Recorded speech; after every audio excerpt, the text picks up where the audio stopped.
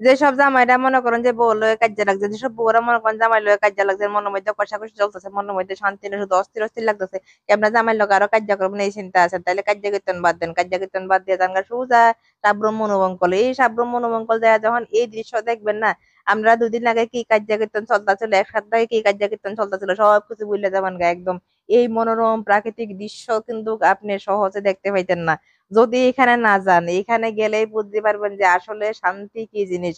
সব দিকে দেখেন মুক্ত আকাশের নিচে, সব দিকে খোলা মাঠের মাঝখানে যে গাছের ছায়াটি, এত সুন্দর দৃশ্য সরাসরি না দেখলে বুঝতেন না। এর লেগে কার্যকীর্তন খেমা দেন, কার্যকীর্তন খেমাই দেয়া জামাইয়ে বউর হাত ধরে, বউ জামার হাত ধরে সুন্দর করে এখানে যান যায় বিভিন্ন রকম করে একটু ছবি টবি তোলেন, তোলে না দেখবে যে মনের মধ্যে একটা ফিল আইতো, শান্তি আইতো, ভালোবাসার আরো মানে দ্বিগুণ ভালোবাসা বাড়তে হইলে, ভালোবাসা বাড়াইতে হলে একটু ঘুরতে হইব, মানে হাত টাত ধরে একটু ঘুরতে হইব, সব দিকে ছবি টবি তুলতে হইব, পোস্ট করবেন, স্টোরেজে দিবেন, তোলে না দেখবে যে রোমান্টিক গান টান দিয়া, তখন দেখবে যে কত ভাল লাগবো। তো যাই হোক, সবটা গ্রাম কিন্তু আজকে আমি সুন্দর মতো ঘুরে লাইছি। বন্ধুরা, ওখানে আমি আছি সাব্রম মনোবঙ্কুল। আর ত্রিপুরার যখন যে জায়গাটা সব থেকে বেশি ভাইরাল চলতেছে, আর সেটা হলো মনোবঙ্কুল। আর এটা আমার বাড়ির পাশেই, আমার বাড়ি থেকে খুব বেশি দূরে না, কিন্তু আমি এলাম সবার পরে মোবাইলে দেখা, যদিও গত 1 বছর ধরে আমি এটার ভিডিও করম করম করে আমার আওয়া হইতেছে না। যাক, ফাইনালি আজকে আইলাম আর এই সুন্দর ভিউটা দেখতে পাইলাম। আসলে ভিউটা ভীষণই সুন্দর, যারা আইসেন না একটু ঘুরে যাবেন। আর আজকে যে আমরা আইসি, ওয়েদারটা এত সুন্দর, কি তা কইতাম, ভীষণ সুন্দর ওয়েদার। তো যার কারণে আরো ভালো লাগছে, ঠান্ডা ঠান্ডা একদম মৌসুম লাগতেছে, খুব ভালো লাগতেছে। আইবেন, ঘুরে যাবেন আপনার মনোবঙ্কলটা, আশা করি খুব ভালো লাগবে। তো ঘুরতে মাইলা তারাও পাইলাম, তারা বিলেনের থেকে আইলো, তারা ঘুরতে আইছে, আমরা এই সুন্দর দৃশ্যটা দেখতে আইছে। চলো সবাই মিলে অনেক একসঙ্গে দেখি। হ্যাঁ, আমরা এই এই যে ক্যামেরাম্যান, এই যে ছবি ছবি তোলা হইতেছে, এই জায়গাটাতে আইয়া মেন হচ্ছে ছবি তোলা। যারা ছবি তুলতে ভীষণই পছন্দ করেন, বিভিন্ন রকম করে ছবি তুলবেন, একদম কিতা কইতাম রোমান্টিক ছবি উঠবে। হ্যাঁ, দারুণ। চলেন এবার আরো একটু সামনে যাওয়া যাক, এবার একটু হাঁটা যাক সুন্দর করে দুজনে মিলে একসাথে। দেখুন সামনের দিকে একটু যাই, প্রাকৃতিক সৌন্দর্যটা একটু উপভোগ করি। আর ঠান্ডা ঠান্ডা হাওয়া চলতেছে, কিতা কইতাম, সেই হাওয়ার মধ্যে আমরা একদম সুন্দর মতো হাঁটতাছি। সব দিকে মানুষ দেখেন কত সুন্দর ছবি তুলতেছে, কত রকম করে ভিডিও করতেছে, মানে খুবই আনন্দ উপভোগ এখানে কিন্তু করতেছি। তবে এখানে আমার আরেকটা জিনিস কিন্তু রয়ে গেছে, এখানে বুদ্ধ মন্দিরটা। মনোবঙ্কলের এই সুন্দর দৃশ্য দেখতে এলে আর এই বুদ্ধ মন্দিরও দেখতে না, এটা তো হইতেই পারে না। তো চলেন এখন বুদ্ধ মন্দিরটা একটু প্রদর্শন করি।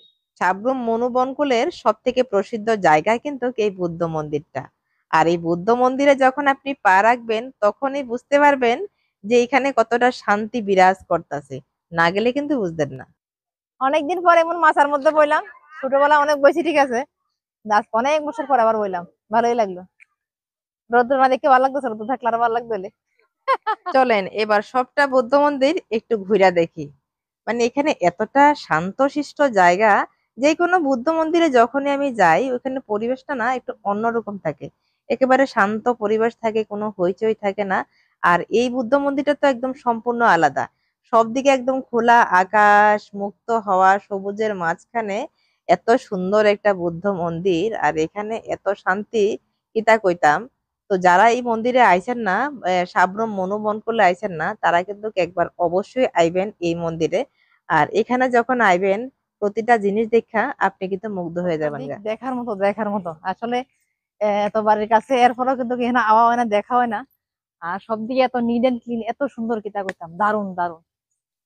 চলেন এবার যাওয়া যাক। তবে আরো কিছুক্ষণ থাকার কিন্তু এখানে ইচ্ছে আছিল, কিন্তু থাকা সম্ভব না, কারণ হালকা একটু বৃষ্টি পড়তেছে ধীরে ধীরে, পরে দেখ পুরা ভিজে যাবো গা, যার কারণে আরো কিছুক্ষণ থাকতাম। তোমার ব্লগ দেখে, তুমি আমার ব্লগ দেখো কার সঙ্গে? মার সঙ্গে। তোমার নাম কি? রূপসী চৌধুরী। বাহ, কি সুন্দর নাম, রূপসী চৌধুরী। বা কোন ক্লাসে পড়ো? এই দেখো। বাহ, নাম কিটা জানো? থামন থামন থামন। হ্যাঁ, বাহ, একজন রূপসী চৌধুরী, একজন ঠামন। বাহ, এই নামটা তো একদম ইউনিক, ঠামন। তুমি ঠামন চৌধুরী, ভালো আছো? বাড়ি কই? কোনখানে বাড়ি? বাড়ি কোনখানে? বাড়ি কোনখানে তোমার? বাজারঘাট। ও মা, তুমি বাজারঘাট থেকে এখানে আইছো? তোমার অপেক্ষা করতেছে রাস্তা ধরে। আরে মন্দিরের গেটের ভিতর থেকে আপনি যখন খোলা মাঠের দিকে দেখবেন, আকাশটা দেখেন কি সুন্দর, আর ওই যে সুন্দর সুন্দর গাছটি, রাস্তার যে ভিউটা, তো সেই ভিউটা আবারও চলেন একটু খেলাই। মানে ঠিক সন্ধ্যা হওয়ার পথে এখন, আর এখন যে দৃশ্যটা, এই দৃশ্যটা দেখার মতো আসতো। তো প্রথম যখন আইছিলাম তখন কিন্তু এতটা অন্ধকার হইতো না, আর এখন কিন্তু মোটামুটি অন্ধকার হয়ে গেছে গা। অন্ধকার হওয়ার সত্ত্বেও মানুষ কিন্তু কমতাছে না, আর দৃশ্যটা কিন্তু মনে হয় যে আরো সুন্দর হয়ে গেছে গা। আর তারই মাঝে আমার একটা খুদে ভক্ত পাইলাম যে মার সাথে আমার ভিডিও দেখে। তো হ্যাঁ, অনেক দূরের থেকে আমার দেখে আইছে, আর এরকম আমার খুদে ফলোয়ারের সাথে আমি ছবি তুলতাম না, এটা তো হইতেই পারে না। তো ফাইনালি এবার আমরা যাওয়ার পালা। আর আপনারা কেমন লাগছে আজকের এই ভিডিওটা কমেন্টে কিন্তু অবশ্যই জানাবেন। যারা সাবরুম মনোবনকুলের এই সুন্দর দৃশ্যটা দেখতে আইছেন না, তারা কিন্তু অবশ্যই আইবেন। তো যাওয়ার পথে মোটামুটি সন্ধ্যা কিন্তু হয়ে গেছে গা। আর সন্ধ্যাবেলার যে দৃশ্যটা, মানে কি কইতাম, দেখে আমি এতটা মুগ্ধ হয়েছি, কুয়ার মতো না। তো ভিডিওটা ভালো লাগলে অবশ্যই লাইক কমেন্ট করতে ভুলবেন না। ধন্যবাদ সবাইকে।